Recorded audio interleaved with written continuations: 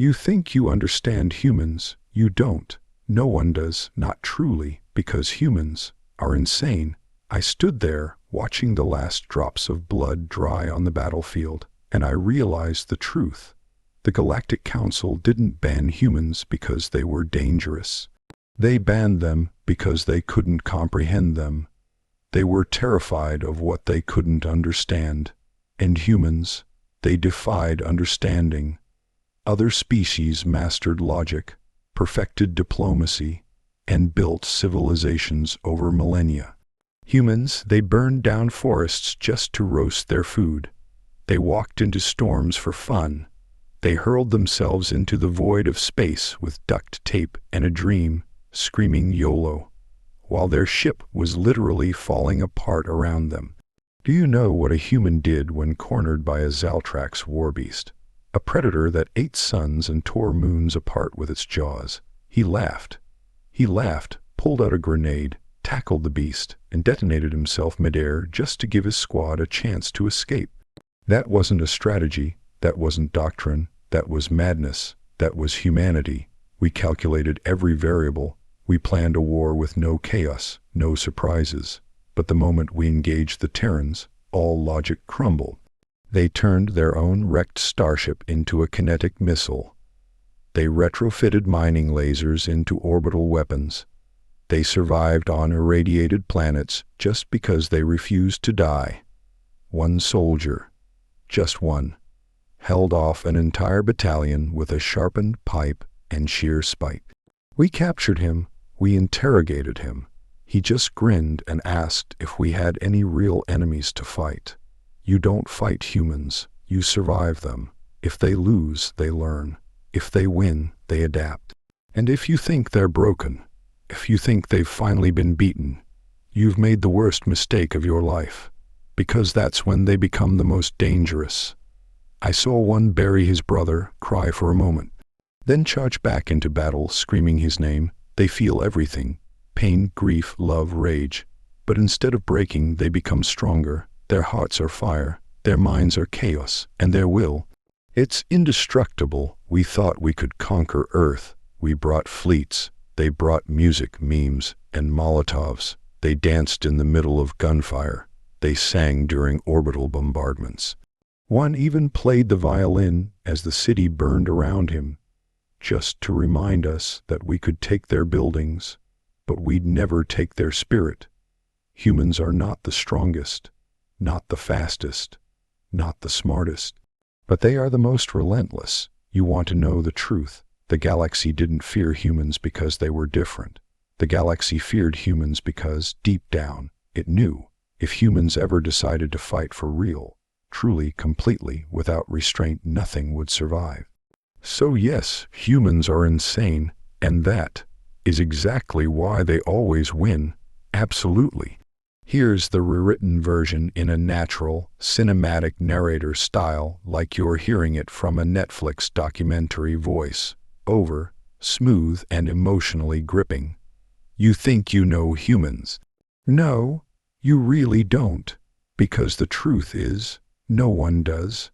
Not even the galaxy's oldest minds. Not the wisest elders of the Council. Because humans are insane. Not the kind of insane you fear in shadows, no. The kind that rewrites the rules, the kind that steps into fire, just to see if they can walk through it, while other species built perfection over thousands of years, polished systems, peaceful equations. Humans, they crashed rockets into the unknown with hope duct taped to their hearts and called it progress. They laughed at probability, danced with destruction, and turned survival into art. One day, a soldier faced a beast so terrifying it could swallow cities whole. The others ran. He smiled, held a grenade, whispered a joke to himself, and leapt. That's not a tactic. That's not science. That's humanity. You can't predict them. You can't calculate what they'll do next. Because just when you think they're broken, when the wounds are too deep, the losses too many, they rise, bleeding, crying, burning with something you can't quite name. Call it madness, call it courage, Call it the soul of a species that refuses to quit.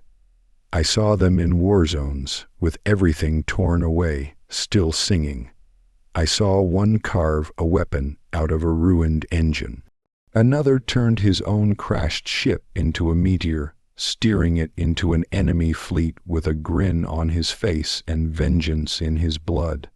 They feel every emotion like a storm. Joy, grief, rage, love, it all hits them harder. But instead of shattering, they evolve. You take their home, they build a new one. You kill their family, they become legend. The galaxy didn't outlaw humans because they were dangerous. It outlawed them because it couldn't understand them. Because deep down, across every star, there's one silent truth no one wants to say out loud. If humans ever stop holding back, if they ever truly fight like everything depends on it, then nothing, not empires, not gods, not even the laws of physics, can stand in their way. So yes, they're insane, and that's exactly why they always win. 1. The galaxy never feared human power. It feared what it couldn't understand, the raw, chaotic force of human will. 2. Humans don't survive by strength or intelligence alone. They weaponize emotion, madness, and hope. 3. Every time humans are broken, they don't stay down. They rise with something stronger than before, purpose. 4.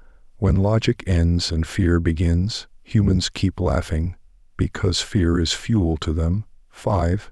In battle, humans turn ruins into weapons, pain into fire, and grief into strategy. 6. Humanity doesn't just resist extinction, they dare it to try harder. 7. Where other species avoid risk, humans chase it, sing to it, and sometimes fall in love with it. 8.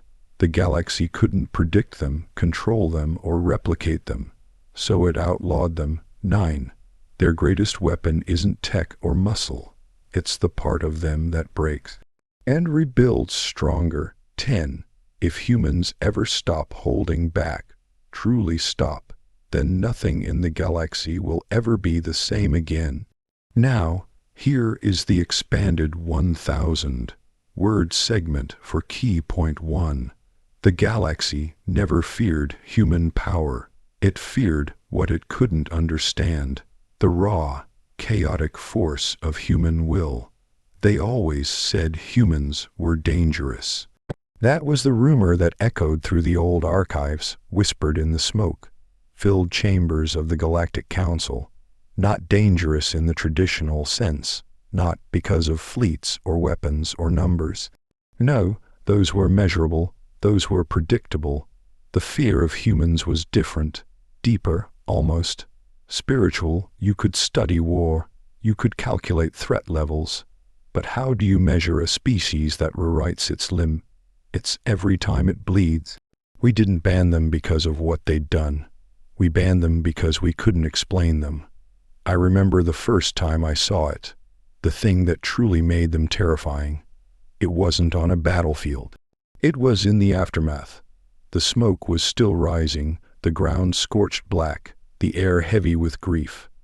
An entire unit of Terrans had been wiped out, ambushed, overwhelmed, obliterated. All except one. He was dragging his own leg half, blind from debris, carrying the bodies of 2 of his comrades like they were made of feathers. His ship was gone, his ammo gone, his backup long gone, and yet, his eyes. They weren't empty, they were on fire. We asked him why he hadn't retreated, why he hadn't called for surrender. He just stared at us and said, "Because if I quit, they win." Not a strategy, not a command. Just a choice, one made with nothing left but will.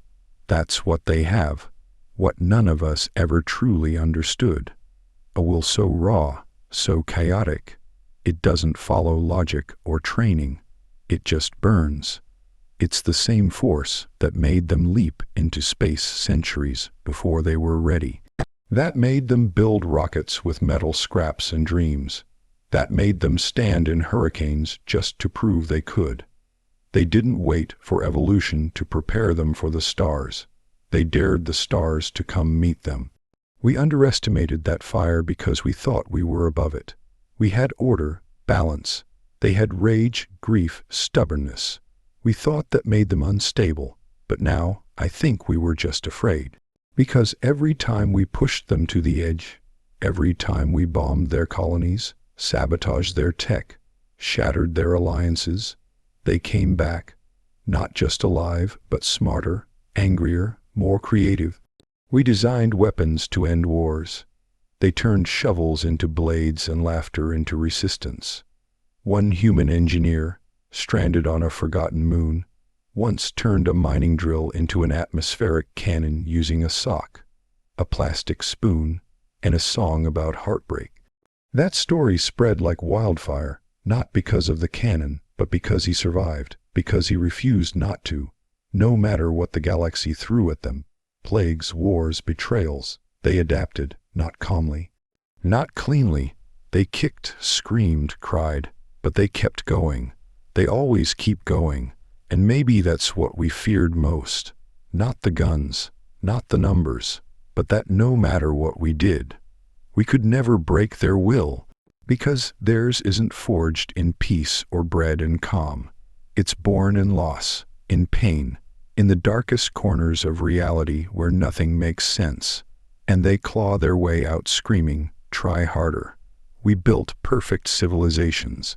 They built stories. They passed down madness as myth. Children raised on tales of sacrifice, of impossible odds, of heroes who didn't win, but refused to lose. That was the lesson. That was the culture. Refuse to lose. Do you know what that does to a species? What it creates? It makes them ungovernable, unpredictable, unstoppable. Because when they stand in the ruins of everything they loved, they don't fall to their knees and curse the universe. They look up, eyes full of tears, fists clenched, and they dare it to do worse. They're not invincible, far from it, but they are insanely human, and that's the part we never understood. That's the part the Council feared. Because how do you fight something that doesn't make sense? How do you prepare for someone who wins by losing, who grows through pain, who walks into the fire knowing it'll burn, and goes anyway? You can't. That's why they called them dangerous. That's why they were banned. Not because they were monsters, but because in a galaxy of order, of calm, of civilization, humans were a storm, and storms don't follow rules. They just come, and they change everything. Let me know when you're ready for the next key point expansion. You could feel it in the air, like a pulse just beneath the surface. Something alive, something trembling and feral. It wasn't discipline. It wasn't order. It was something raw, wild, human. In every other species, war is clinical. Emotion is contained. Calculations guide decisions. But humans? No humans walk into battle with tears in their eyes and fury in their veins. They don't just fight with muscle or intellect. They fight with everything, every loss, every heartbreak, every broken promise, every memory. Where most civilizations evolved to suppress emotion for clarity, humans embraced theirs, sharpened it, wielded it like a blade. You see it when they scream in the trenches, when they laugh while bleeding, when they cry in the middle of a charge and keep going anyway. Their emotions aren't distractions. They're weapons. I remember seeing one of their medics on the front lines. His hands were shaking. His voice cracked as he tried to comfort a dying friend. He was scared. You could see it. Everyone could. But what he did, that's the part that made the galaxy lean back in awe. He stood up, picked up a rifle he barely knew how to use, and walked alone into enemy fire. Why? Because his grief wasn't something to hide. It was something to ignite. That's how they work. That's how they survive. Where we look for calm, they look for meaning. Where we search for control, they reach for hope, even when it's fragile, even when it's foolish. Especially when it's foolish. There was a time, early in the war, when a Terran fleet was cornered. pinned against a dead star, no reinforcements, no escape. The enemy broadcast surrender terms, offered mercy. It made sense to give in. Any rational species would have taken the deal. The humans sent back music, not orders, not pleas, just a song. Some ancient, haunting melody that echoed across the comms in a language no one fully understood. But every single soldier who heard it felt the same thing. They're not surrendering. They're feeling. They're remembering why they're here. And they're about to make the impossible happen. And they did. They disabled the enemy's flagship using a cargo hauler packed with salvaged fuel cells and an AI programmed to improvise emotionally. The final maneuver wasn't in the manual. It wasn't designed, it was born from panic, desperation, and that uniquely human instinct to try anything. Because maybe, just maybe, it might work. That's what terrifies the rest of us, not just their unpredictability, but the source of it. Emotion isn't a glitch in them, it's power. Fear makes them faster. Grief makes them braver, and love makes them impossible to stop. They'll walk into a firestorm just to save someone who once made them laugh. They'll cross galaxies for the chance to bring someone home. They'll sacrifice everything, not for glory, not for strategy, but because their heart told them to, and somehow it works. That's the madness of it. The thing that defies logic. They survive not because of what they have, but because of what they feel. They'll use memories as fuel, hope as armor, and when all else fails, when they're bleeding, broken, and out of options, they dig deep into something that has no name. Something ancient, something terrifying. We once captured a human commander. He'd lost half his fleet. His flagship was drifting in pieces. Still, when we interrogated him, he looked us in the eye and said, "You don't understand. It's not about the battle. It's about why we fight." And that was the key. Why, for humans, why matters more than how. They'll go into a hopeless mission with nothing but a photo in their pocket and vengeance in their lungs. They'll risk everything if it means one more person gets to see another sunrise. They cry, they rage, they mourn, but they never stop moving. Even when they lose, they become more dangerous because their losses don't weaken them, they define them. Their grief becomes legend, their pain becomes culture, and their love for each other, for the fight, for the future, becomes a force that no shield can block. And it spreads. Their madness spreads. Allies start to believe the impossible. Enemies hesitate. And in that hesitation, humanity rises again. That's how they win, not with perfect plans, not with superior strength, but with the kind of hope that laughs in the face of death, with the kind of emotion that refuses to be caged, with madness that says, "I know we're outnumbered, I know we're losing, I know we shouldn't be here, but we are, and that's enough." They're not here to survive quietly, they're here to burn, and that's why you can't stop them. Not with fear, not with logic, not with anything the galaxy has ever known, because they will feel everything, and then they'll turn it into fire. You can shatter their bones.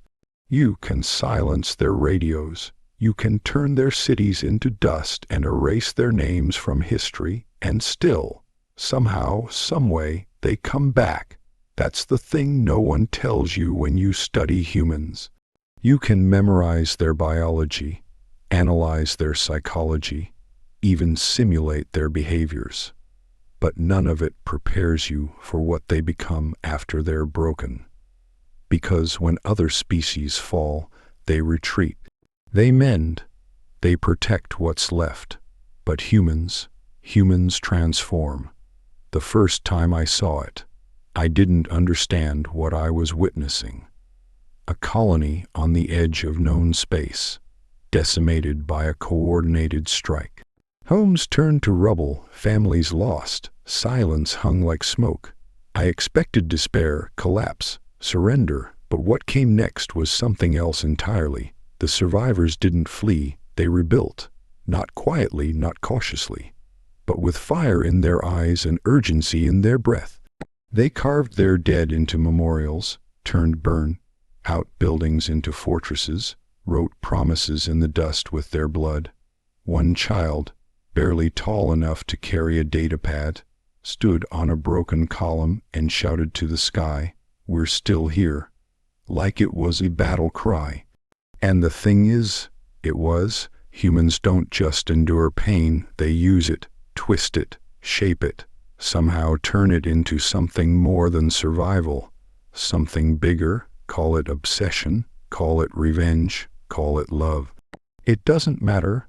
What matters is this: every time they break, they choose to rise, but they never rise as the same person. They rise as something new, something with purpose. There was a soldier once, on a freezing moon during the wars of collapse. He lost his squad in a plasma storm. The enemy left him for dead. He crawled for 3 kilometers across frozen steel and radioactive snow, spine shattered, lungs failing. He didn't crawl to safety.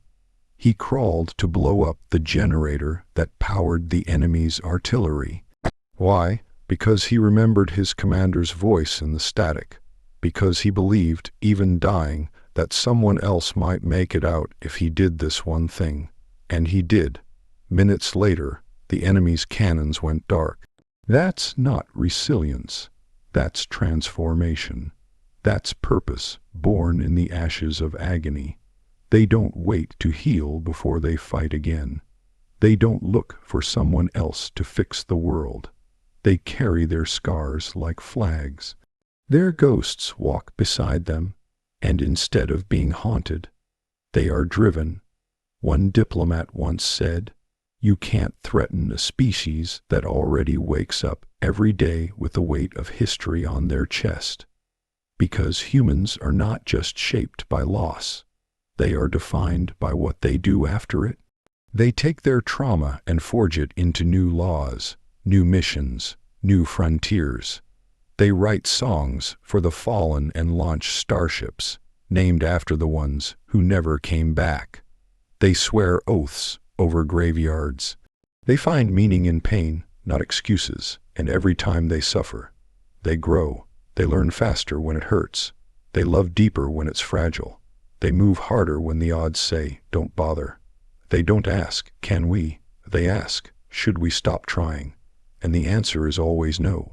Even when they lose a war, they win the aftermath, because they remember, because they rebuild better, because they rise smarter, fiercer, focused.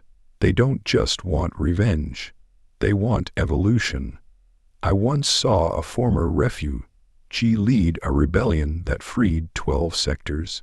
Her home planet had been glassed, her people wiped out, her name erased by decree, and yet she emerged 10 years later with an army of orphans, engineers, and miners, and she toppled a regime, not out of hatred, not for payback, but because no one else would. She stood in the chamber of victors with tears in her eyes and said, "I didn't come back to destroy. I came back so this never happens again." That's human purpose. Not just surviving, becoming, and what they become. That's the part that terrifies empires, because there's no map for it, no algorithm, no model. They lose everything and gain direction. They fall apart and find the reason they existed in the first place.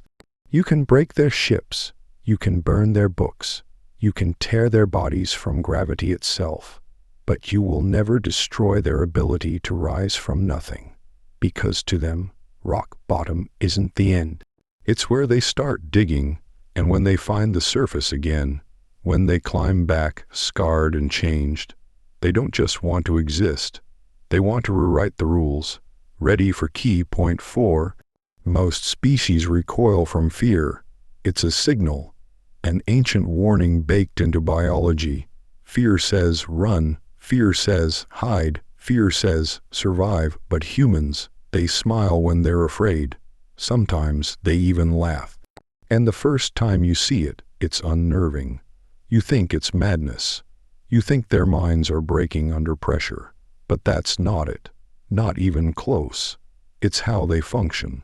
Because for humans, fear isn't a barrier. It's a spark. The moment it kicks in, something else wakes up inside them. Something primal, sharp, beautiful in its chaos. While other species calculate risk and seek safety, humans lean forward. Their pulse quickens.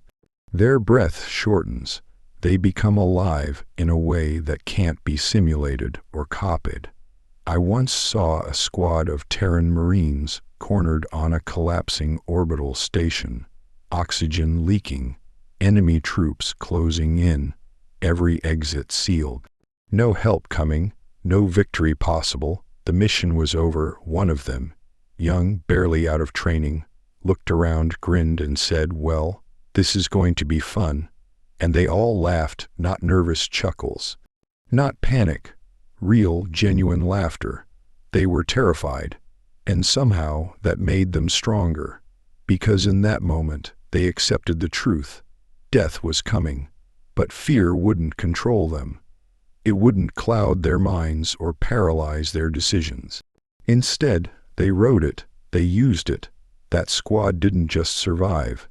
They blew a hole in the side of the station, jumped out with no suits, and activated short-range teleports in freefall, timing it so precisely, the rescue ship caught them midair like falling stars. That's not bravery, that's not training, that's alchemy. Fear transmuted into action.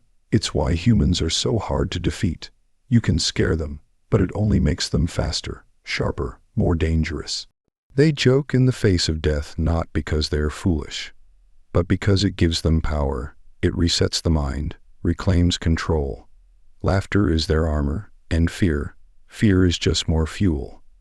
I watched a pilot once, completely outgunned in a dogfight over an ice world. Systems failing.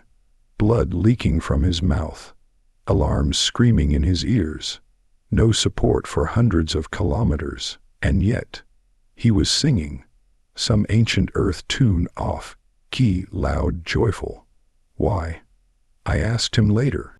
He just shrugged, because if I was going down, I wanted to go down with me in control, not fear.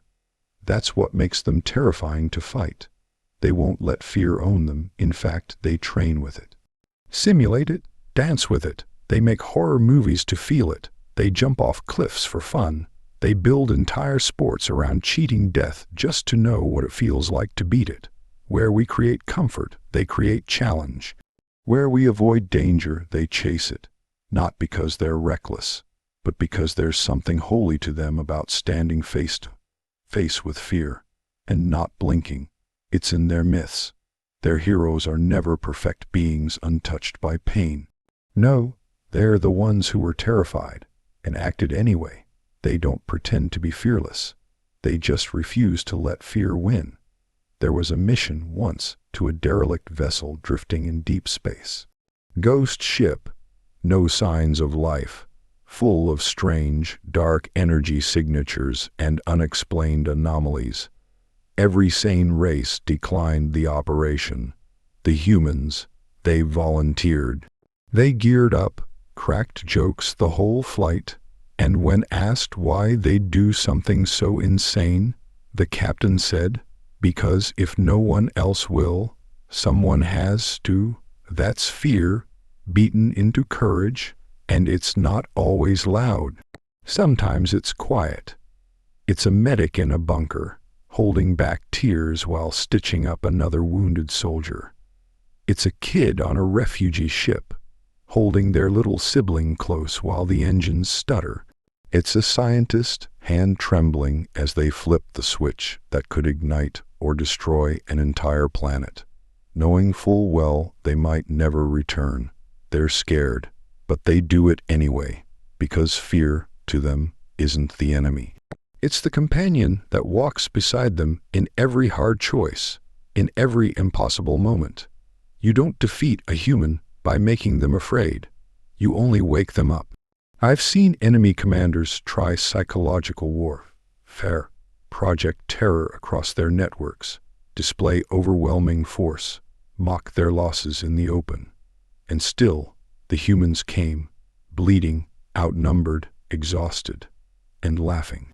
Not because they thought they'd win, not because they weren't hurting, but because somewhere, deep in that twisted fire of their spirit, they decided they'd rather die standing than live in submission.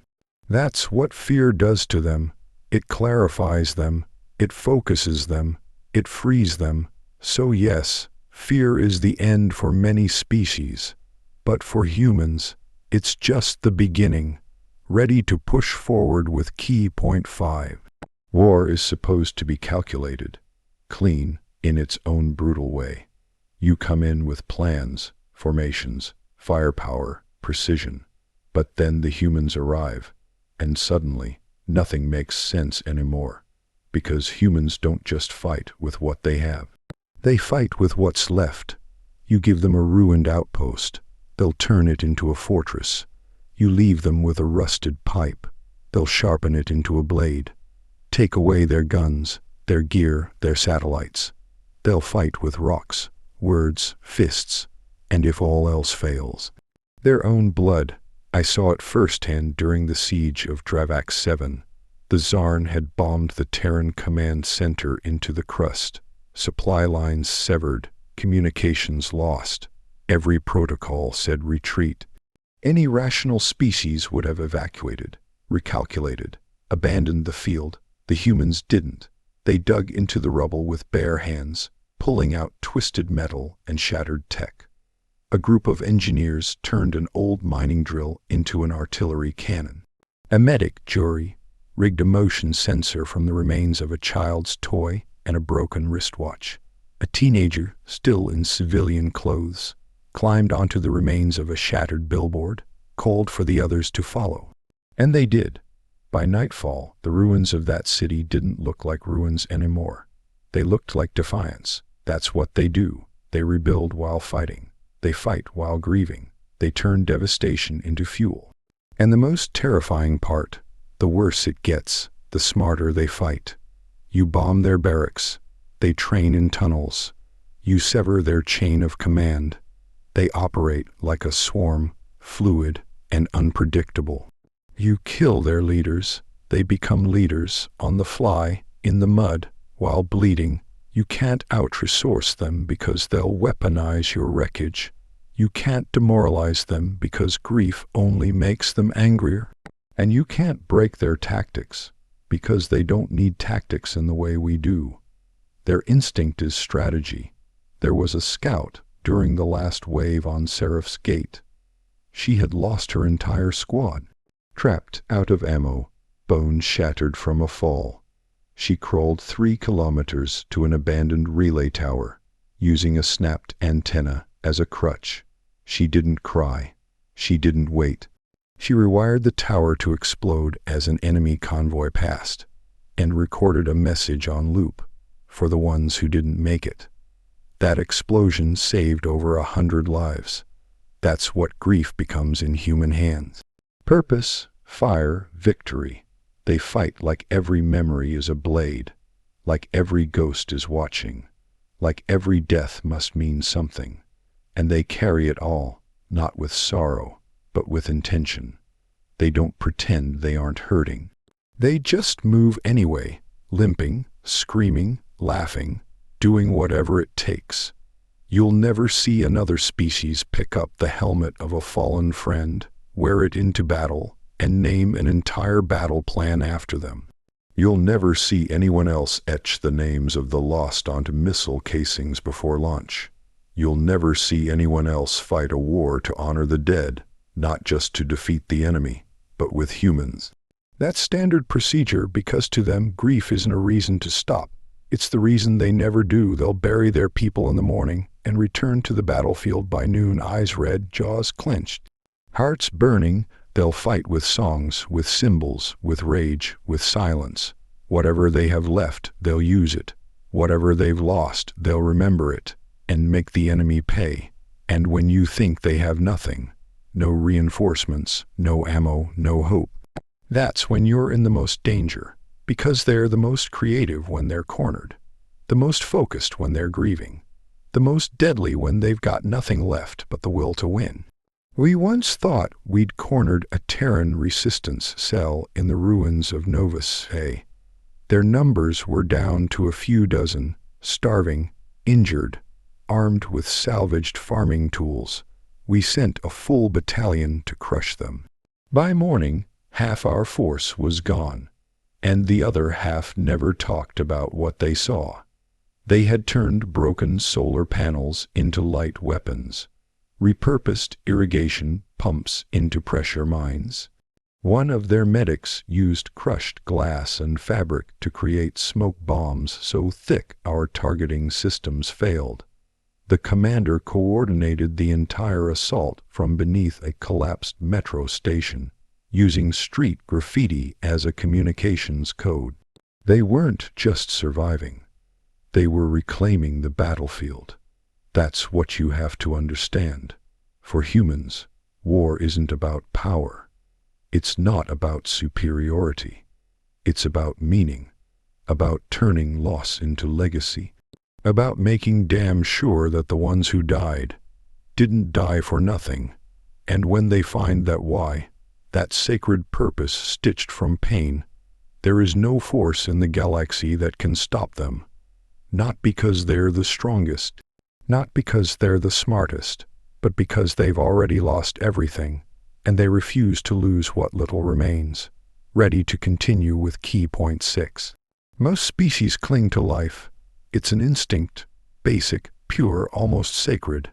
They survive by avoiding risk, minimizing pain, preserving what is. But not humans. Humans dare extinction to come for them, and when it does, when it stares them down with fire and fury and the promise of absolute erasure, they smirk. They don't just survive catastrophe. They invite it, challenge it, and then rise from its ashes like it was just another Tuesday. You destroy their cities, and they build faster. You take their sun, and they harness black holes. You poison their atmosphere, and they learn to breathe through rage. They don't ask for permission from nature, physics, or the universe itself. They don't just endure, they defy. There was a planet once, Illyrian 3. Beautiful, thriving, the pride of the Terran frontier. It took the Zathari less than a day to turn it into glass. Oceans boiled, forests gone, millions lost. Nothing left but scorched soil and silence. The war should have ended there. It would have ended there for anyone else. But humans, they landed again 2 weeks later, not to mourn, to build. They dropped terraforming rigs onto the ashes, brought seeds, children, books, music. They didn't wait for the scars to fade. They planted gardens in them. Engineers walked barefoot across molten terrain just to test new heat. Resistant suits. A poet carved words into a melted cliff. We are still here. We are always here. And then the storms came. Cosmic radiation, blight winds, total environmental collapse. Even nature itself begged them to leave. They stayed, because for humans, extinction is not just an obstacle. It's a dare. It's the universe saying, you don't belong here. And them replying, watch us. Their history is full of near ends, moments when they should have been erased, diseases that decimated entire civilizations, wars that shattered continents, events that fractured the sky itself. But every time the clock ticked down to zero, something happened. A spark, a refusal, a choice. They didn't give up. They dug deeper, reached farther, adapted faster, built stronger, and every single time they looked extinction in the face and said, not today. They don't fear the end. They study it, prepare for it, and then they walk right through it. I once visited a Terran research station near a collapsing neutron star. No one else would go there, not even for study. Too unstable. Too dangerous. The humans, they lived there. They didn't just survive. They set up a cafe. The lead researcher offered me coffee, standing half a kilometer from gravitational death. I asked why. She smiled. Because if it kills us, at least we'll die learning something. That's not arrogance. That's not ignorance. That's the Terran spirit. They face extinction, not with shields, but with purpose. They'll fly into the core of dying stars to learn how to tame them. They'll colonize planets where no life should exist just to prove it can. They'll rewrite biology, twist physics, bend reality, not to escape death, but to stare it down and keep walking. There's a saying among their deep space fleet, "We go where the stars go to die." And they do. They go where the map ends, where the laws of nature unravel, where survival odds hit zero, not to die, but to win where no one else even tries. That's why they've become legend. That's why the oldest races whisper their name not with contempt, but with caution. Because humans don't need favorable odds. They don't need a guarantee. They need only a chance, a sliver, a breath, and they will find a way, through radiation, through vacuum, through extinction itself. They are not bound by their biology, not chained to their history. They are evolution in motion, written not in genes, but in choice, in grit, in that maddening, beautiful refusal to lie down and fade away. You can burn their worlds, they'll build new ones in the shadows. You can erase their records, they'll write new myths in the dirt. You can kill their leaders, poison their oceans, blot out their skies. And still, they will return different, transformed, more dangerous than before, because extinction isn't their end, it's their motivation. It's the fire that sharpens their tools, fuels their rage, and forces them to innovate.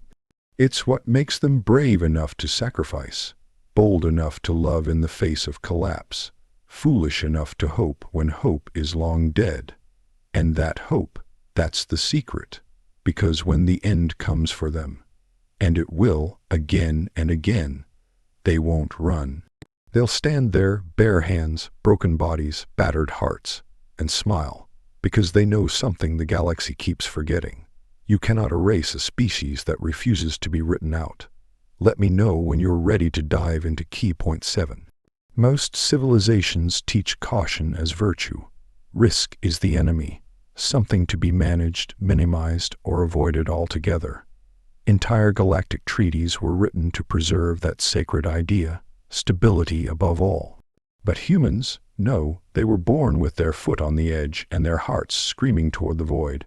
They don't avoid risk, they court it, like it's a challenge, like it's a dance, like the unknown is something to be wooed rather than feared.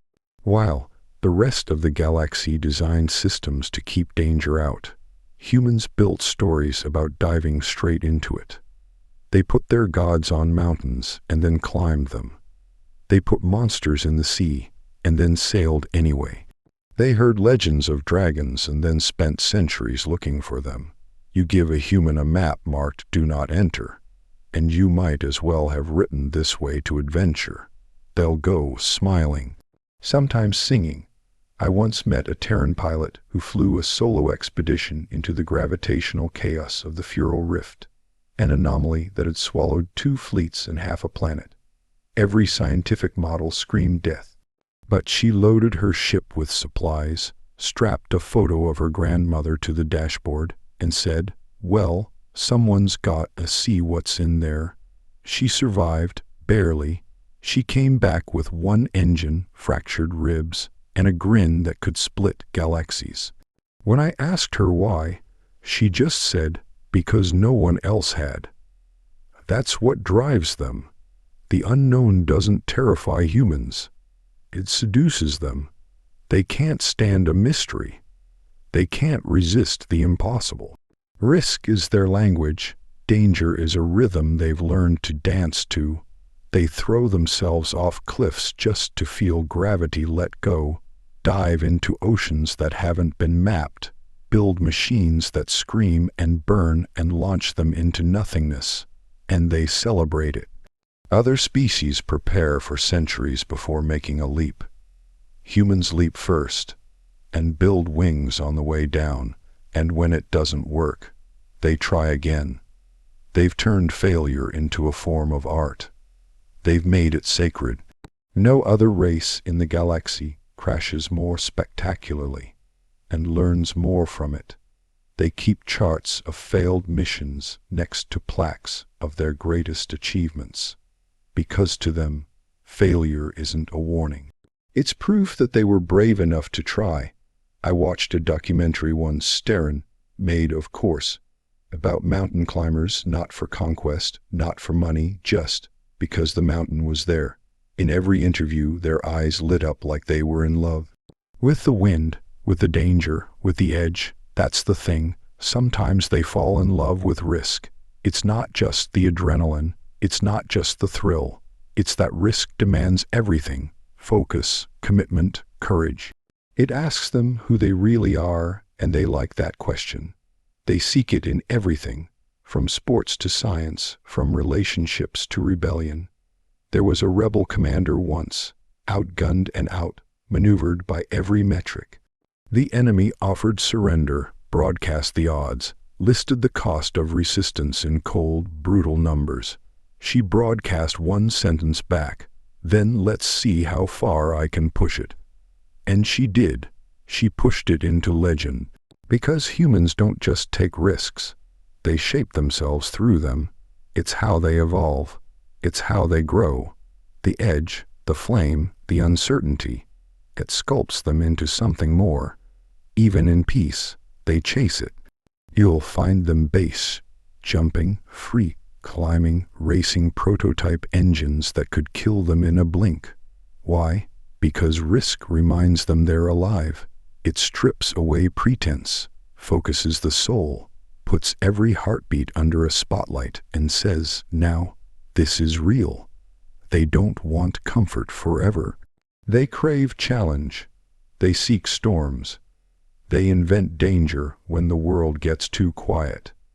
And the galaxy isn't ready for a species that smiles while the rest of us brace for impact. Humans enter battle not because they're fearless, but because they made peace with fear long ago. They use it, dance with it, laugh with it, and sometimes they fall in love with it so hard they forget to be afraid at all. There's a poem they teach their young, something old, something nearly forgotten. It says, "I have loved the edge of things where wind howls loud and stars fall screaming. I have